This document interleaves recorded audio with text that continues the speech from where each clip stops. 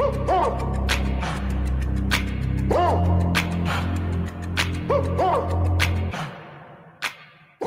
comes and goes. We're out here chasing a feeling up high. Hello, everyone. Welcome to Feels Out Loud, brought to you by Becoming Together Therapy and Wellness. This is your host, Becky McNattin, along with host Tara Martini. We're glad to have you listening this morning as we live and share stories of mental health. All right, girl. So whether it's astrological signs, the Chinese zodiac, or family birth order, so many people, the two of us included, and a few of us, the coworkers over at Becoming Together Therapy and Wellness, are fascinated by teachings like this. Yep. Now, it might be because they offer insight into ourselves, or it may stem from a desire for just understanding others and the world around us, or just, as we know, the world's a little chaotic right now, just searching for some sense of order. Yep. Becky, so why do you think we and so many others are drawn to things like astrological signs, things like that? Any ideas? Well, I would say, of course, there's huge bias in my thought process here, but I would say that human beings are meaning makers and we want to understand ourselves. And because we are seeking connection and we are social beings, that we want to understand the people around us too. So we want to know more meaningfully how to engage and interact with another person. I like that. And to me too, it's like, I love the idea of, so much of our lives every day, our world can really seem pretty small if we think about it, right? Because we are in our homes, we go to work every day. Yep. I do like to have moments in my life where I realize like we are quite small. Yes, it puts in perspective. We're part of something much bigger than ourselves. Right. And so whether it's you're at a restaurant and you look down and you're figuring out your birth year and then what animal you are in the Chinese zodiac, or our dear friend Amanda is sharing with us our latest thing for our astrological signs. It's that concept of, is there something so much bigger than us that is actually helping us understand, like you said, ourselves? Are things predetermined, right? There's all these questions that can come from it. And to me, there's something cool that like, wait, the order in which you're born in your family can impact your personality. The day, the calendar year, the time of day you're born at can impact your personality. Right. That's mind-blowing to me. Well, and we're talking about birth order today. Yes. Yep. We're talking about there's huge psychology around studying this and how birth order really, truly does impact our socialization. It impacts our worldview. And we can kind of even think through that. But there's so much research around birth order. So much. And recognizing how then all of those factors would impact the way that we process emotions, would impact how we even see the concept of mental wellness. In addition to how that was modeled for our families and as children, we've done lots of shows around things about the way that things are shown to us. But we're focusing specifically on birth order today and that psychology of in what way we're born. Yes. In what order we're born. That's it. Like literally just nothing else. Not time of day, not calendar year. Just, are you the oldest, middle, youngest, only child as well? We'll talk about that. And also understanding, and we'll dive in later, that there is the caveat of, my goodness, we've got environmental factors. We've got, like we talked about in our last episode, how things were modeled, for you in your home by your parents or parent or guardians. There's so many factors. So there are so many interesting things we can explore. Can't wait. It's going to be a great discussion. So excited. Love it. And we're going to take just a brief commercial break. Yeah. But stay tuned for a great discussion. And a quiz. To find out. Yes. Do we match on the birth order? On the whole world of birth order. Yes. Thank you for listening to Feels Out Loud. We're going to be right back in a moment. Express yourself.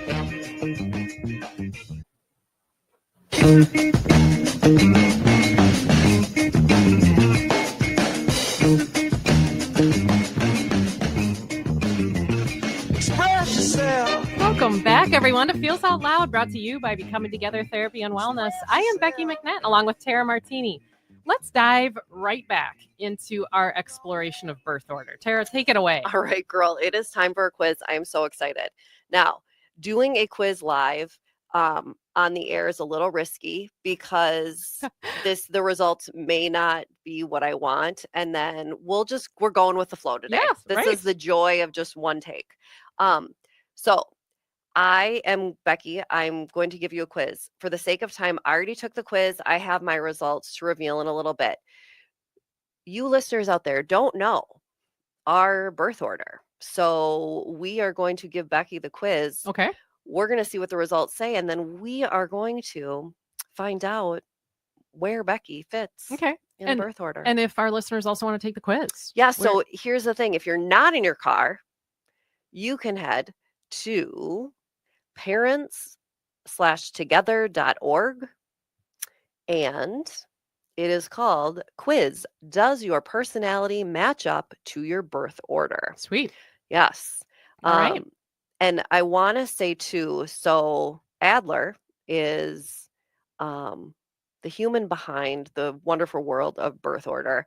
And I want to just say there is not a formal test, right? Obviously, I would have used that if there was, but there isn't one. Mhm. And so really you're just using more these lighthearted individual quizzes to kind of play off of this. So this is not a formal test. There's not one that exists to formally diagnose or determine your birth order. So here we go, girl. Okay.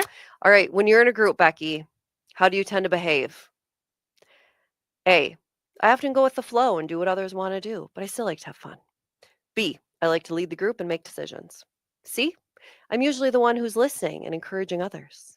Or D, I often try to keep the peace or make sure everyone else is happy. B, definitely. I lead the group and make decisions. Love it. I also am saying this rather quickly because she has a copy of the questions in front of her, folks. So just let you know. Number 2, how do you usually respond when you're given a new responsibility or task? A, I might be nervous to tackle it by myself, but I'm open to figuring it out. B, I take charge and like to do it on my own. C, I like to follow instructions to the letter and ask for help when needed. Or D, I usually look to others for guidance, but I'll set up when necessary. Oh, this totally makes me laugh because I think I've experienced this exact same thing. This exact thing like twice in the last week. I'm going to go B, I take charge and like to do it on my own. I love it. Yeah. Number 3, how do you usually react to praise or criticism? A, I try not to let praise or criticism affect me too much. B, I may seek reassurance or become defensive when criticized. C, I feel proud and validated when praised and try to learn from criticism. Or D, I feel a little embarrassed or uncomfortable with too much attention. I'm going to go C. Okay. I feel proud and validated when praised and try to learn from criticism. Number 4, if you were organizing a family event, what role would you take? A, I would pitch in, however I'm asked. I would pitch in, however I'm asked to, but I wouldn't want to make any big decisions. B, I'd want to plan everything and make sure it all runs smoothly. C, I'd help out wherever needed and take charge of anything delegated to me. Or D, I'd probably go along with whatever everyone else decides.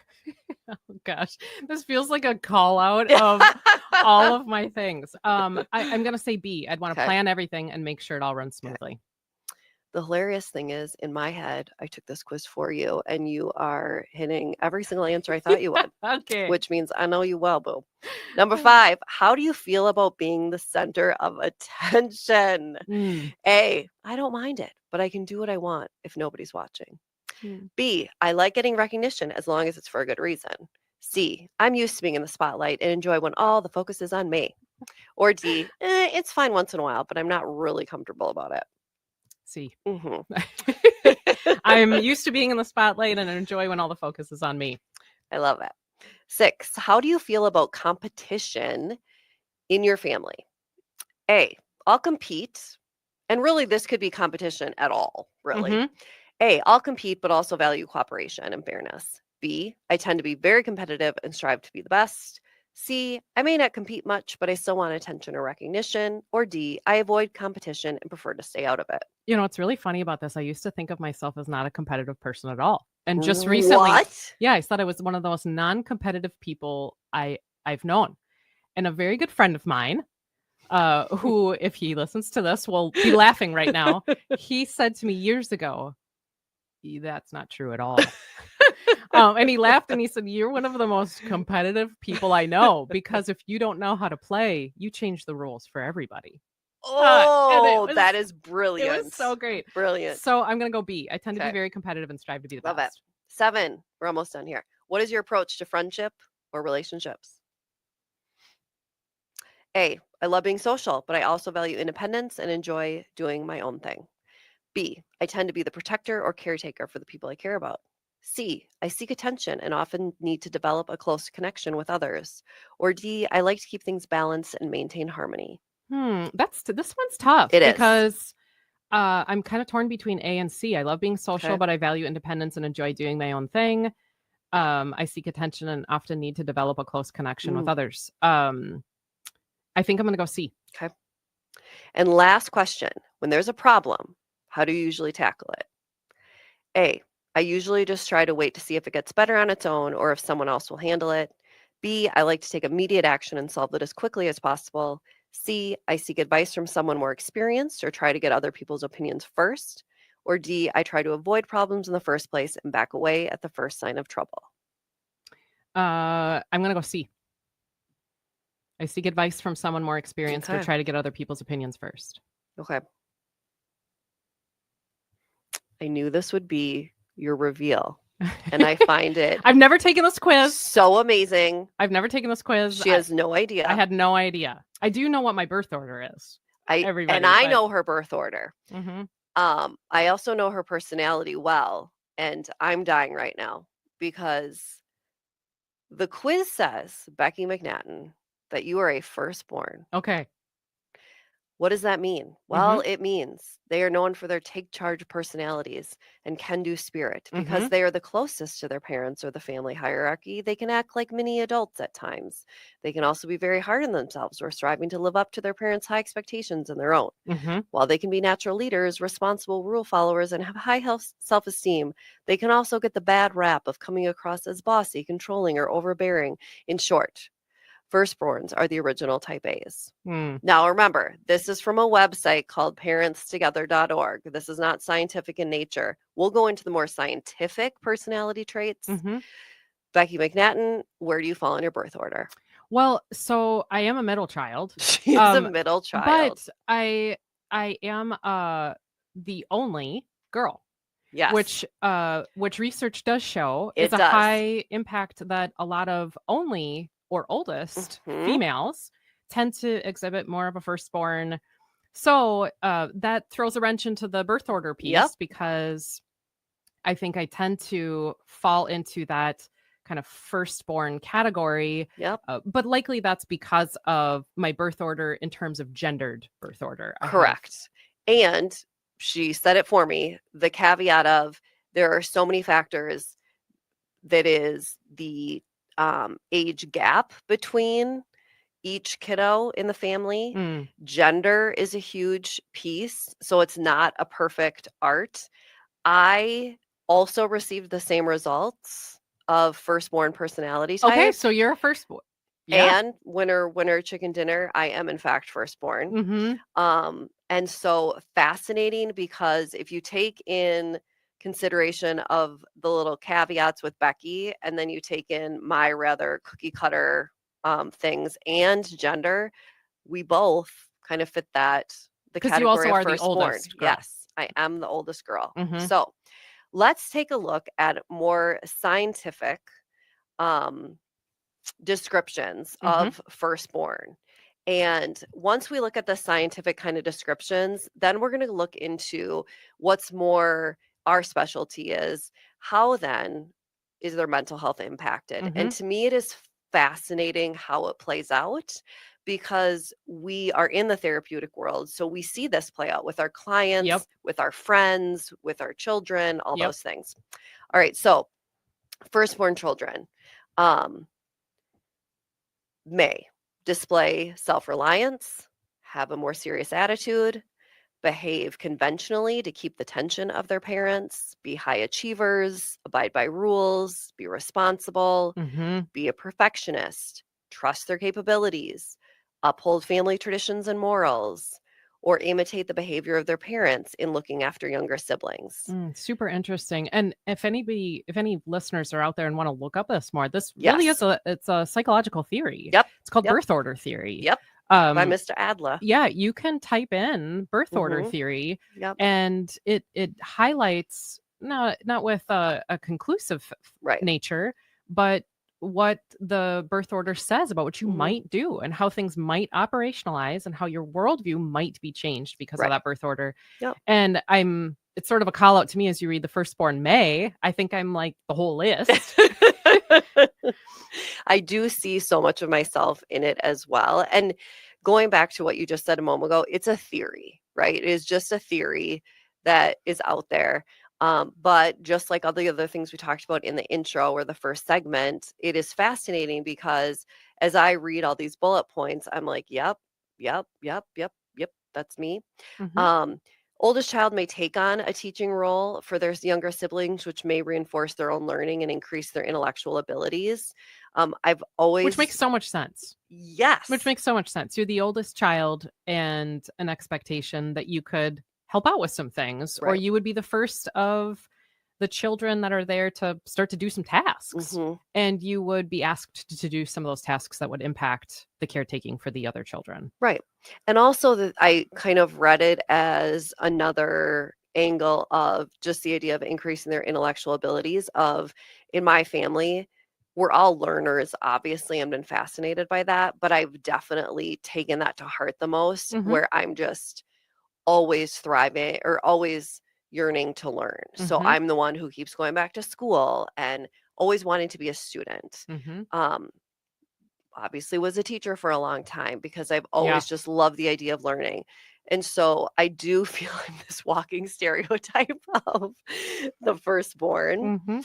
But now let's dive into the middle children, which would be Becky across from me as far as technically where she was in the order. And then I want you to think back, if you are, for our listeners, if you are the only child or if you are not, think of your sibling and think back to how much of this relates to them or to yourself. So research suggests that middle-born children may believe that they have been less emotional and received less emotional and financial support from their parents than their siblings. As a result, middle children may have lower self-esteem or greater insecurity than their siblings. However, this may not be the case if the middle child is a different gender than all of their siblings, so like you had talked about, or if there is only a small age gap between siblings. Middle children may focus more on building strong relationships outside their family, such as through friendships or romantic partnerships. Interesting. So interesting. The part that stuck out to me the most with my sister is that she definitely focused a lot on her strong relationships outside of our family with her friends. She had very close, deep friendships, or has very close, strong friendships, where I was just less social for whatever reason. Or she was always a member of a team, of some sort, where I was not. Okay. So that stood out to me as well. And for you, do you see in yourself any characteristics like this? It may be you're the most independent of the siblings, you're ambitious, you're thoughtful, and you're sociable. Wow, geez, I think I'm the list. I would say, there are lots of aspects to that do resonate with how I even see the world, that seeking relationships outside of the family, embracing the strong sense of independence. Sometimes we think about any of the middle children as being sort of risk takers, which was definitely not me, but highly sociable. And I see that too when I think of my sister as an adult or even as a teen. She's very independent, right? Able to do her own thing and whether or not she believes it, I feel like she's really strong at whatever skill or thing she pursues, right? Mhm. Whether it's her job or being a mother, she has the strong skills and she's super ambitious and all those things. So yeah, it's fascinating to play out because I think of too, when I was looking at this of people in our office, I was thinking like, what is their birth order? Yeah. And Right. how it plays out and if they match it. So now let's look into the younger child. Okay. The youngest. Yep. The youngest out of all of however many Yes. children there are. And right away, I think to my brother and how we always said, baby Benny, the youngest. Mhm.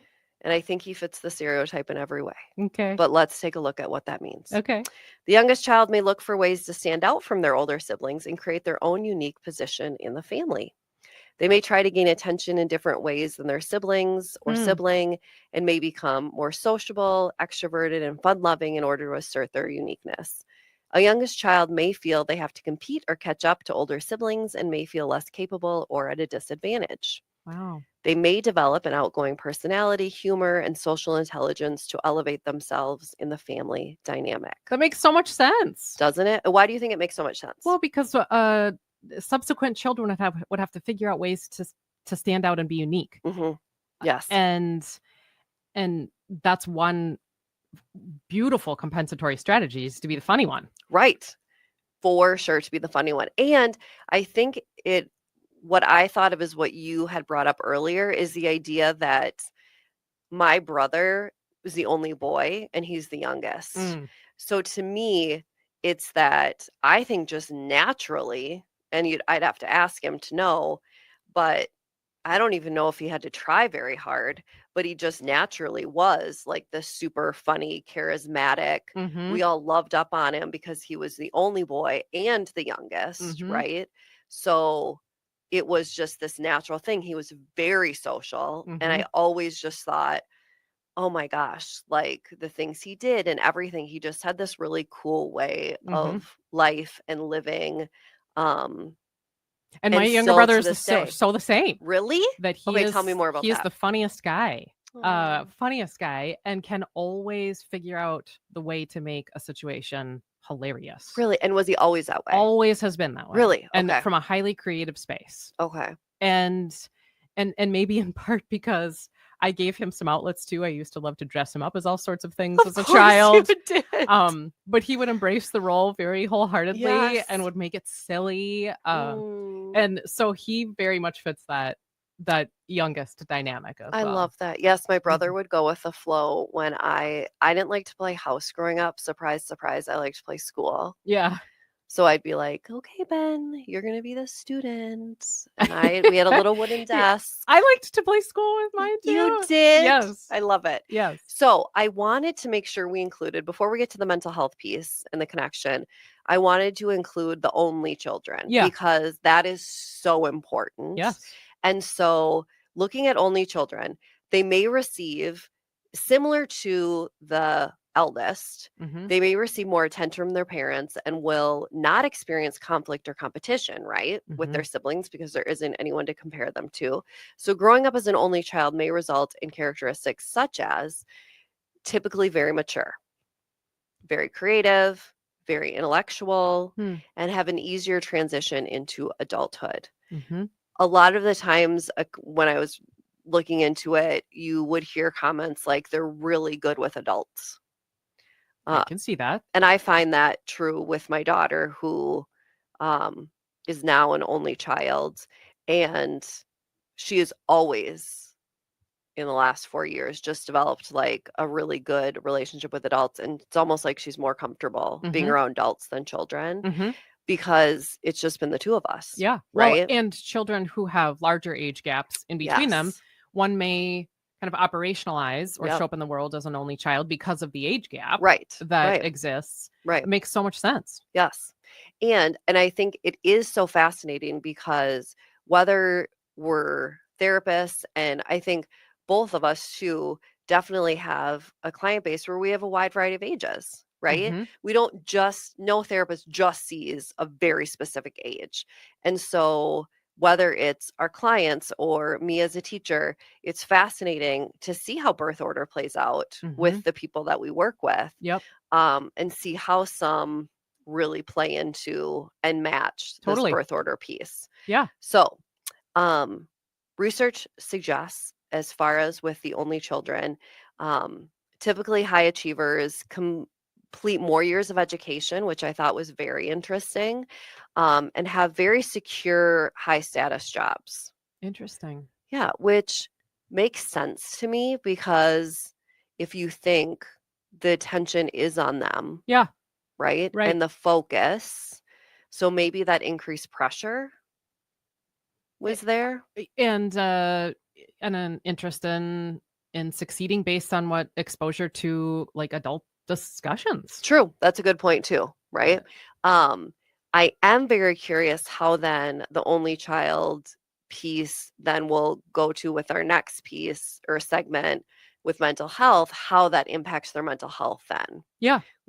Because when it comes to being more educated, having higher status jobs, my inclination would be that there is higher level of stress. Yeah. Right? Well, it would make Connected with that. Yeah, it would make sense to me that if an only child may feel a sense of expectation from their parents that isn't delegated amongst many children, that might intertwine with the way that they see their lives going forward and putting a lot of expectation on themselves. Yep. So before we get into the connection to mental health, I just want to say, while birth order can influence personality and family dynamic, please understand I am not saying that there is a direct correlation between birth order and mental health issues. So when we talk about that there's an increase in one of the types with anxiety, I'm not saying, oh my gosh, if you are the firstborn, you're going to have anxiety. Right. We will never say that. And this is just one small glimpse into it. These are just studies that we've picked or articles that we've read. So I found this article that was fascinating called The Emotional Cost of Being First. Of course, I thought it was extra fascinating because I am the oldest. Yeah. So in the article, The Emotional Cost of Being First, firstborns are often seen as responsible and high-achieving leaders, while only children are known for their independence and confidence. So similar. But alongside those positives can come a tendency toward perfectionism and the weight, as Becky said, of high expectations. Yeah. According to new research, like literally 2024, these characteristics may make firstborns and only children more susceptible to anxiety and depression. This research, published by Epic Research, as I said, in 2024, included data from 182,000 well-child visits and revealed that by the age of 8, firstborns with siblings are 48% more likely to experience anxiety. Wow. And 35% more likely to experience or be diagnosed with depression compared to their later born counterparts. Wow.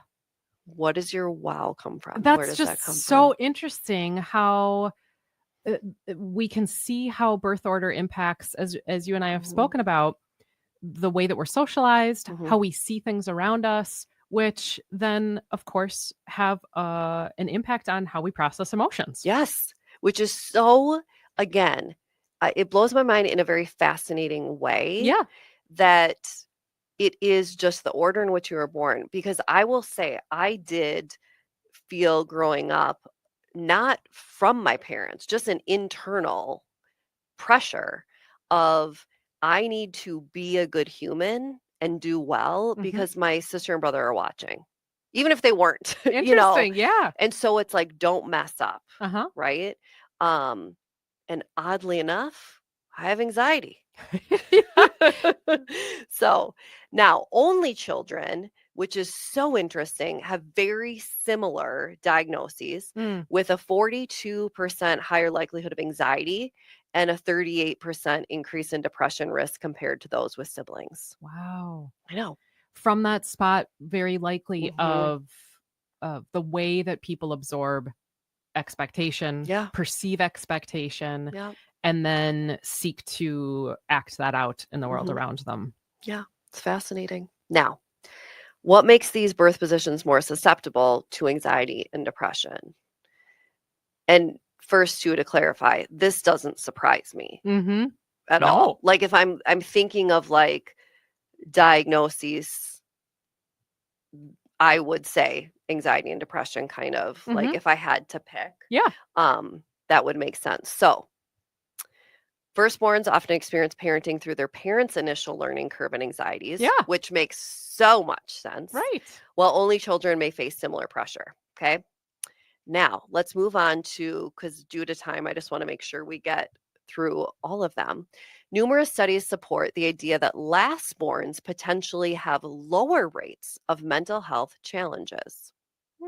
One study that stood out in particular aimed to investigate the association of birth order with mental health problems, self-esteem, resilience, and happiness among almost 4,000 children aged 9 to 10 in public schools in Tokyo. I was trying to explore like different parts of the world.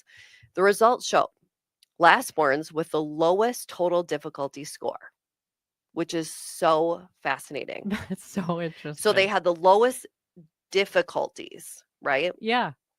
They had the highest pro-social behavior score, which is a positive. Yeah.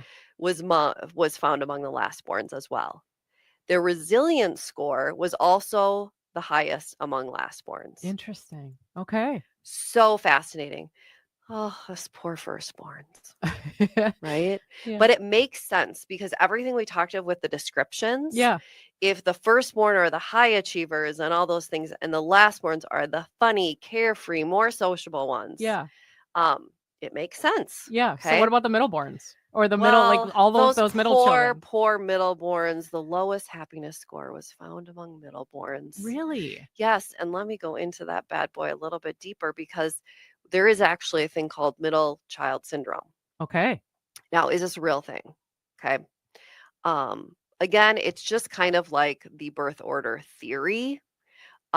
In that, is it something that is very black and white? It's something that there are studies out there. It's not a definite thing, but it's been explored. One of the studies from 2016 explored the effects of birth order on undergraduate students. In the review, the researchers found that middle-born children were more likely to be less family-oriented than their siblings. So kind of that more independent piece we talked about. They were also more likely to develop maladaptive perfectionism, which is characterized by the constant desire to have things go as planned. Now, this research doesn't necessarily tell the entire picture or even prove that birth order determines personality. But in one literature review, the author found that some research shows middle children being 33% more likely to engage in delinquent behavior than their siblings. Any ideas why you think that is? Well, I think people talk about middle children. There's sort of the risk takers. So they go test boundaries or test limits. There may be the people who act out. Maybe perhaps if they have a sibling who is the oldest, they seek that and say, I'm going to be the exact opposite. I'm going to be something different. My sister probably looked at me and was like, you are so boring. You are such a nerd. I do not want to be like you. I totally get that. So going more into that middle child syndrome, since the middle child is impacted during childhood, they tend to carry these traits into adulthood. While there are positive characteristics, there are also negative traits, such as having an all or nothing mindset, which is fascinating because now I think of adults on that all or nothing mindset is so fascinating. And to see then how that affects their relationships as adults. And expectations that they may set with other people or relational curiosity. If it's just kind of, no, this is done. And it all comes down because they were the middle child. See, we won't even have jobs pretty soon because we've got all the answers right here, right? You're a middle child. Done. Leave. So furthermore, being a middle child can affect your attachment style in relationships in adulthood. We love attachment styles. So for example, many adult middle children end up being extremely independent, showing fearful avoidant attachment within relationships. This attachment style makes it difficult for a person to trust others and feel emotionally safe within relationships. Again, this doesn't mean everybody. An adult middle child attachment style could go the opposite way. Okay. So it could be the fearful avoidant, or on the opposing side, a middle child could exhibit codependence within a relationship mirroring childhood behaviors. such as giving all of their love and attention to an individual who does not reciprocate. A little bit the all or nothing kind of thought. Yep. And perhaps more people pleasing on the side, kind of the opposite of total independence is a need to care for. Yes. At the expense of self. Yes.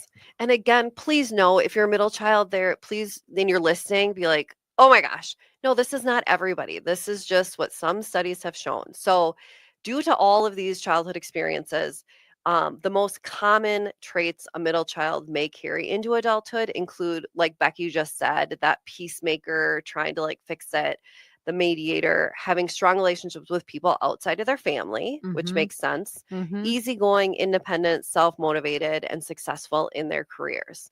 So it's not all bad, middle children. Well, I think about how many middle children there are. Right. Because lots of families, if there are 4 children or 5 children, there are 3 middle children or 2 middle children. Yes. There's not just one. Right.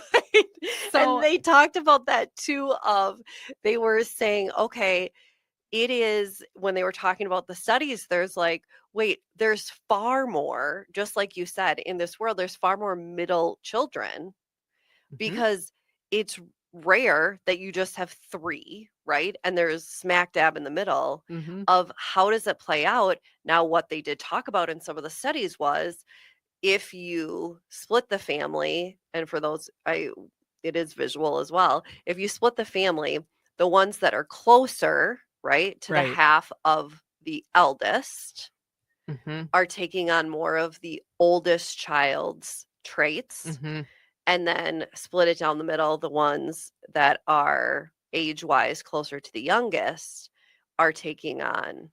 And it is fascinating to think about of there are almost like these hybrid categories. Yeah, because we could say also if there are 4 children in a household and 2 are close in age, and then there's a 5-year gap and two are close in age, you may have an oldest, youngest. Correct. That it could show up that way. But there are a lot of middles out there, and I'm thinking about how middle children likely, it makes total sense to me how they would be peacemakers or mediators in the strong differences between a youngest and an oldest. And somebody who could easily see perspective of all kinds of people. And I'm just thinking about the way that mental health issues might operationalize in the way that even, let's say, a youngest is experiencing anxiety, how that would show up and look different from how an oldest child might experience anxiety. Oh my gosh, for sure. That maybe a youngest feels this sense of, if I'm not funny and making everyone have a great time,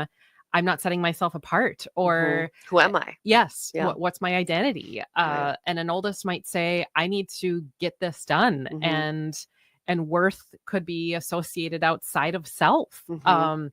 That it doesn't mean that youngest middles don't experience anxiety with that predisposition to anxiety and depression for oldists, but how it might look different. Well, and that you bring up such a good point in that anxiety it doesn't look just one way. Yeah. And both, but the way you're describing it, both come from a sense of pressure, but pressure to be something else, right? That's a really good point. In that, and I will say just some insight as the oldest with the life challenges that I've gone through, I have definitely felt disappointment in myself that I feel just natural, like internal pressure to be the caregiver to my siblings. And I felt a sense of, but wait, because of my life experiences, so much of it has been my sister having to care for me. That's so interesting. And to me, that wasn't okay because I'm supposed to take care of her. Yeah. So it's almost like, it's like we're in therapy right now. I felt like I wasn't playing my birth order role correctly. Yeah. And you're speaking to the relationship that we would all differently have with guilt. Based on birth order. Right. That what we believe as a set of expectations for self or responsibility maybe looks different. And it's that caveat, right? That so interesting. life happens. And so when life happens, how does that impact our birth order? Oh my So gosh. many things. It's so much to think about here. We're headed to a commercial break, but when we come back, we're going to talk through listener questions on birth order. Imagine that. Feels Out Loud. We'll process your thoughts in just a moment. Trying to find what you lost. You can't go it alone. Nothing to lose. In a world full of strangers, you don't know who to trust. All you see is danger. Trying to find what you lost. You can't go it alone. We are back again with Feels Out Loud, and this part of the show is where we talk through questions from you all, our listeners. If you have a question related to mental wellness, sharing feelings, or topics for each week that you would like us to process through, please visit our website at becomingtogethermn.com and look for that Feels Out Loud page to submit a question directly. Or you can also email us at contact@becomingtogethermn.com. We want to hear from you, everyone, and what you're wondering about. A giant, huge, massive thank you to our listeners who have sent in questions about birth order. Yeah, well, yes. Similar ones, and we only take 2 a week. So, and I know we have 3, oldest, middle, and youngest. So I was selfish and took the one on firstborn because I am the oldest. And I could relate to this question so much. Sure. It says, my firstborn is very anxious and always acts like a little mother to her siblings. What things can I do to support her? And I loved this question because whoever you are out there, it was that idea of just, hey, how can I support her? Yeah, more? right. So a few little tips we could look at is allow individual time. So it's that give your firstborn and also your only children out there chances to engage in activities where they don't feel like they have to be a caregiver, right? So it's that one-on-one time, or just not even like one-on-one time with mom or dad, but just, hey, the siblings go somewhere else and the kid has alone time Sure. to play in the kitchen, the little play set or Yep. whatever it is. Another one, build social networks where that kiddo simply has a group of friends all their own.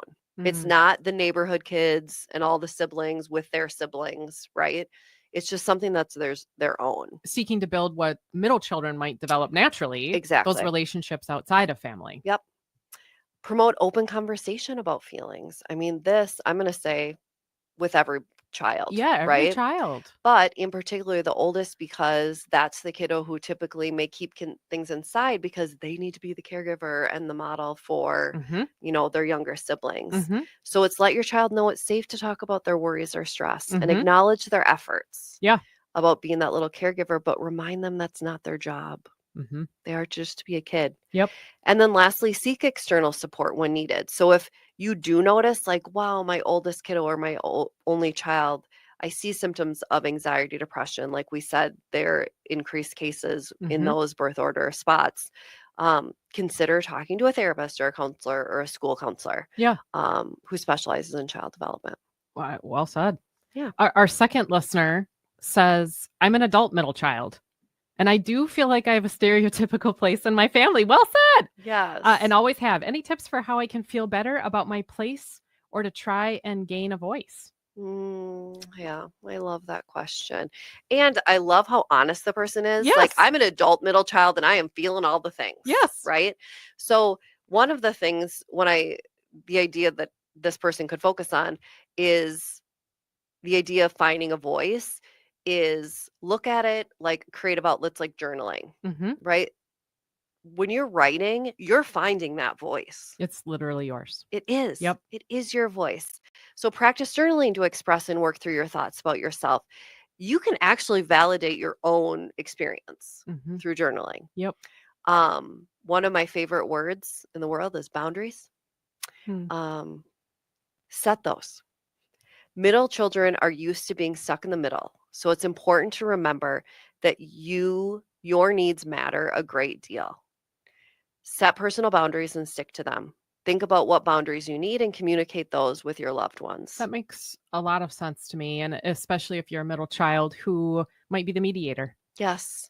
And that you might be used to hearing the perspectives of other people making sense about them. It might be a struggle for you to set boundaries and, take care of yourself in whatever your own needs are, because sometimes mediators might struggle with their own. Mm-hmm. And he's an adult now, or they've been doing this their whole life. Yeah. Well, we are at the end of our show. We are. Thank you for listening, everyone, this morning. Join us next week as we talk through transitions and change. And in the week ahead, be kind to yourself. Remember that connection fosters wellness, and your voice is one that the world around you needs to hear. Share yourselves, friends. Some don't, some will, some won't. I wanna feel just a little.